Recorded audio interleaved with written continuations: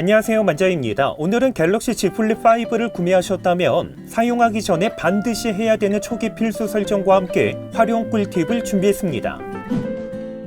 갤러리에서 영상 시청을 하다 보면 갤러리 자체적으로 플레이가 되는데 의외로 불편함이 많습니다.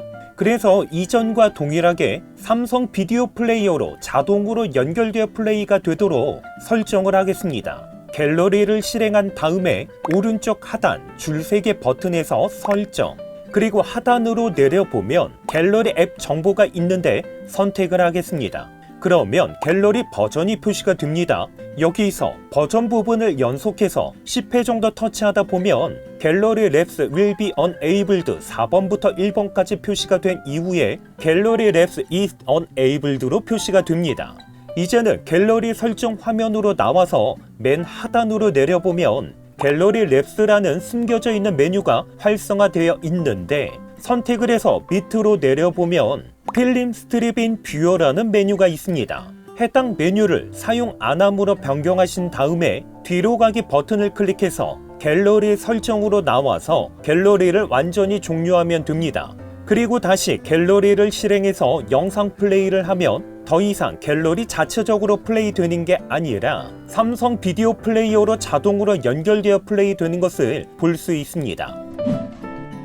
설정에서 기기 간 연결, 그리고 모드 및 루틴은 별도로 영상을 제작했기 때문에 소리 및 진동부터 설정을 하겠습니다. 소리 및 진동을 선택한 다음에 하단에 음질 및 음향 효과에서 돌비 애트모스와 게임용 돌비 애트모스를 사용하면 음질을 조금 더 향상시킬 수 있기 때문에 사용함으로 변경하겠습니다. 특별히 돌비 애트모스를 선택하면 자동, 영화, 음악, 음성 중에서 선택할 수가 있는데 편하게 자동으로 선택하겠습니다.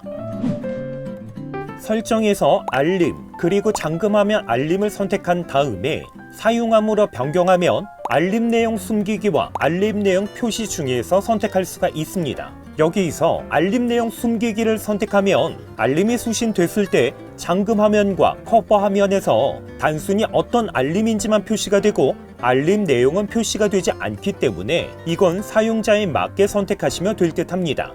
만약 알림 내용 숨기기를 선택하셨다면 밑에 있는 잠금 해제 시 내용 표시는 사용함으로 변경하겠습니다. 그리고 알림 내용 표시를 선택하셨다면 바로 옆에 있는 톱니바퀴 아이콘을 선택을 해서 잠금화면 상태에서 알림 내용을 표시할 앱을 각각 별도로 선택할 수가 있습니다. 밑에 있는 Always on 디스플레이의 표시는 사용함으로 변경하겠습니다.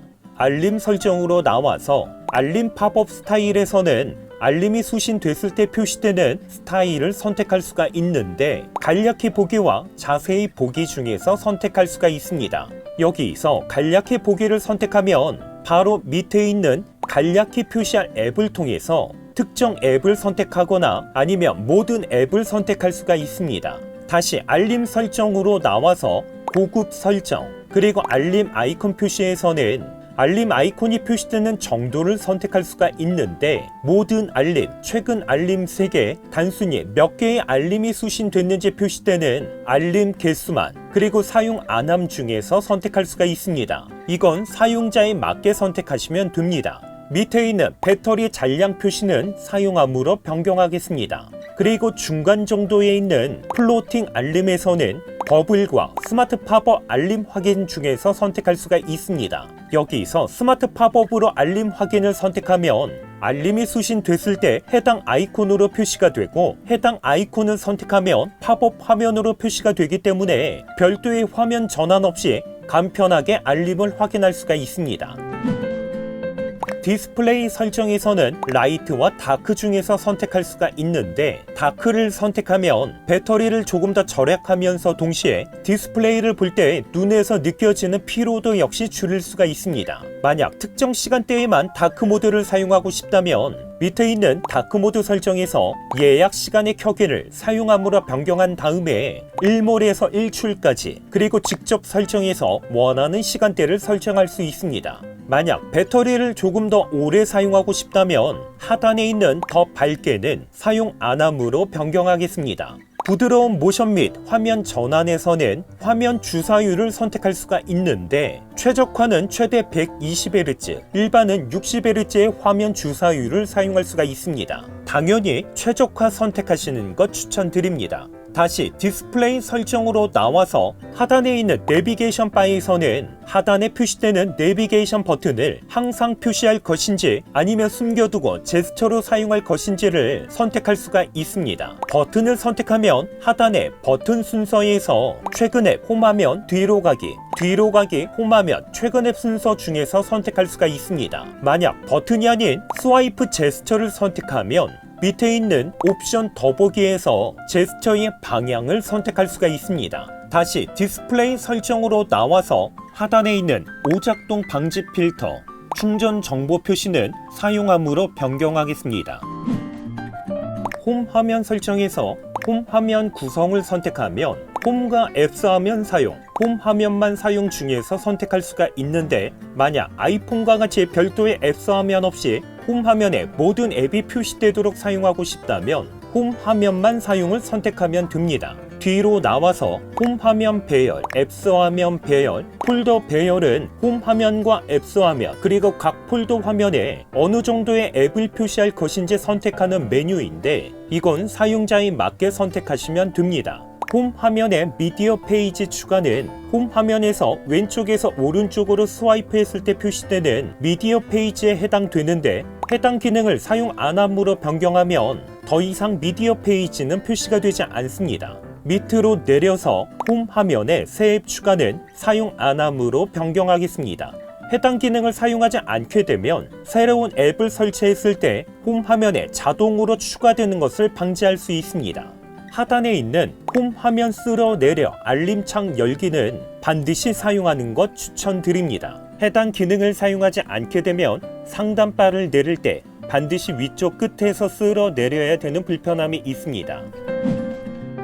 설정에서 잠금 화면 그리고 화면 잠금 방식을 선택하면 여러 가지의 잠금 해제 방식을 선택할 수가 있습니다. 특별히 하단 생체 인식에 있는 얼굴과 지문 모두 사용하면 잠금 화면을 조금 더 간편하게 해제할 수 있습니다. 다시 잠금 화면 설정으로 나와서 중간 정도에 있는 Always On 디스플레이는 사용함으로 변경하겠습니다.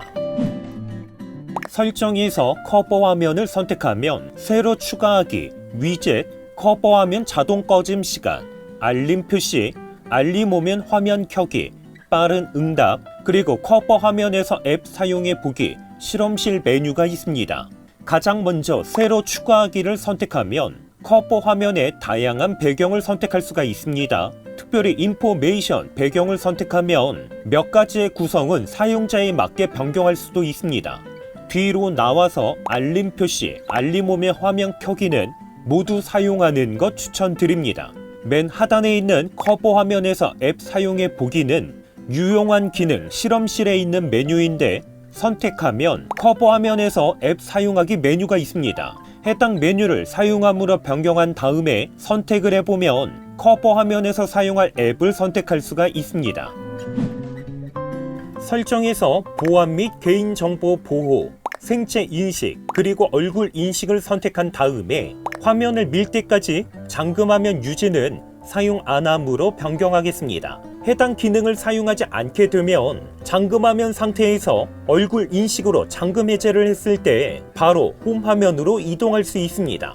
밑에 있는 눈 뜨고 있을 때만 인식, 어두운 곳에서 화면 밝게는 모두 사용함으로 변경하겠습니다. 특별히 어두운 곳에서 화면 밝게를 사용하면 어두운 곳에서 얼굴 인식률을 조금 더 높일 수 있습니다. 생체 인식으로 나와서 지문에서는 지문 잠금 해제 그리고 꺼진 화면에서 지문 인식 이 두 가지는 모두 사용함으로 변경하겠습니다. 특별히 꺼진 화면에서 지문 인식에서는 커버 화면, 메인 화면, 커버 및 메인 화면 중에서 선택할 수가 있는데 커버 화면과 메인 화면 모두 지문 인식으로 잠금을 해제하고 싶다면 커버 및 메인 화면을 선택하면 됩니다. 유용한 기능에서 실험실에 있는 모든 앱에서 멀티 윈도우 지원은 사용함으로 변경하겠습니다. 밑에 있는 플렉스 모드 패널은 선택한 다음에 사용함으로 변경하겠습니다. 그리고 하단에 있는 패널 자동 실행 앱 선택에서는 플렉스 모드를 자동으로 실행할 앱을 선택할 수가 있습니다. 뒤로 나와서 커버 화면에서 메인 화면의 내비게이션 기능 사용은 사용함으로 변경하겠습니다. 다시 유용한 기능으로 나와서 측면 버튼에서 길게 누르기는 전원 끄기 메뉴로 선택하겠습니다.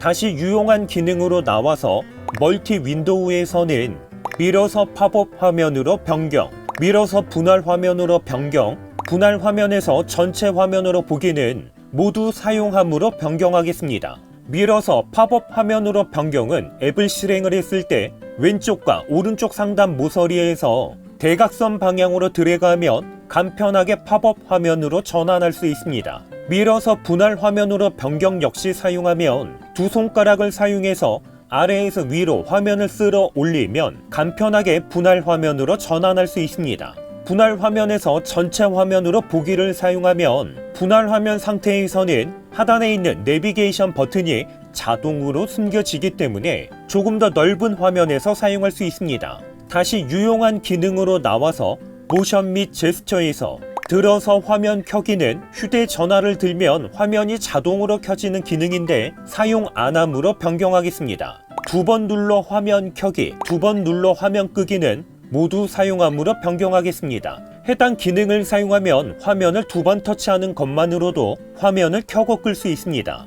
그리고 휴대전화를 들 때 알림, 제스처로 소리 끄기는 의외로 원하지 않는 순간에도 작동하는 경우가 있다 보니까 모두 사용하지 않도록 하겠습니다. 다시 유용한 기능으로 나와서 화면 캡처 및 화면 녹화에서 상태 표시줄 및 내비게이션 바 숨기기를 사용하면 캡처 및 녹화를 할 때 내비게이션 바 상태 표시줄 없이 깨끗하게 캡처 및 녹화를 할 수 있습니다. 설정에서 배터리 및 디바이스 케어, 그리고 배터리를 선택한 다음에 하단의 기타 배터리 설정에서 배터리 최적화, 배터리 잔량 표시, 충전 정보 표시, 고속 충전, 고속 무선 충전은 모두 사용함으로 변경하겠습니다. 그리고 하단에 있는 배터리 보호 기능은 충전할 때 100%가 아닌 85%까지만 충전을 해서 배터리 과충전을 보호하면서 동시에 배터리 수명까지 보호하는 기능인데 일단 사용하지 않겠습니다. 다음번 영상에서 85%가 아닌 95% 충전을 했을 때 배터리 보호 기능이 실행되는 설정을 보다 자세하게 소개하겠습니다. 다시 배터리 및 디바이스 케어 설정으로 나와서 하단에 자동 최적화를 선택한 다음에 필요시 자동 다시 시작은 사용함으로 변경하겠습니다. 이렇게 해서 갤럭시 Z 플립 5를 사용하기 전에 반드시 해야 되는 초기 필수 설정과 함께 몇 가지의 활용 꿀팁을 소개했습니다. 이번 영상도 끝까지 시청해 주셔서 감사드립니다. 그럼 저는 다음번 배터리 설정 영상으로 찾아뵙겠습니다. 이상으로 만장이었습니다.